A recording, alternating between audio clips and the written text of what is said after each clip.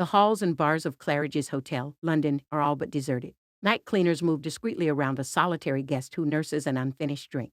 In an instant, the calm is shattered as Rolling Stone Ronnie Wood bursts into the lobby. His voice bouncing off each marble surface, he announces to everybody and nobody, "We're in effing Claridge's." It's Saturday, January 17th, 2004, and it's 2:30 a.m. Kate Moss's 30th birthday party is in full swing. What a difference 2 decades make. Earlier this week, the supermodel turned spiritual warrior, a newly minted lifestyle guru, alcohol-free and glowing today despite her infamous hard living of yesteryear, marked her half-century with a series of celebration.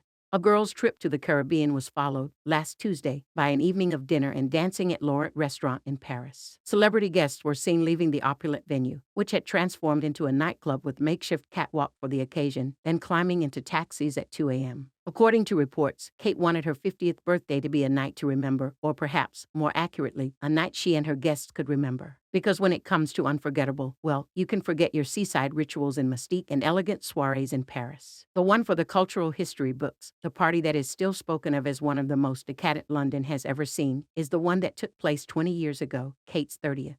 And I should know I was there, as a night porter showed Ronnie Wood, along with his then-wife Jo and daughter Lee, to the lift that morning. I started the climb up the stairs to the 7th floor and the penthouse suite where Kate and her closest friends would party until long after dawn. The theme was the beautiful and damned, and Kate styled herself after Gloria Gilbert, the spoilt, beautiful creature who marries Anthony Patch in F. Scott Fitzgerald's book of that title. Described as a girl who goes, who smokes, flirts and sunbathes, who dances all afternoon and night, is exquisitely beautiful, unaffected and spontaneous. It's not much of a reach to see why the Kate of those days might relate to Gloria. That night she was the ultimate party girl, playing the ultimate party girl. By the time I made it up the back stairs and into the 7th floor corridor, there was a logjam of extravagantly dressed guests waiting to pass the final hurdle of a clipboard-wielding official who guarded the base of the narrow little staircase that ran up to Kate's penthouse suite. The late radio DJ Annie Nightingale leaned on a radiator. "What do you do for Christmas?" someone asked her. "Mushrooms. And you?" she replied as she waited her turn along with Anita Pallenberg and Marian Faithfull.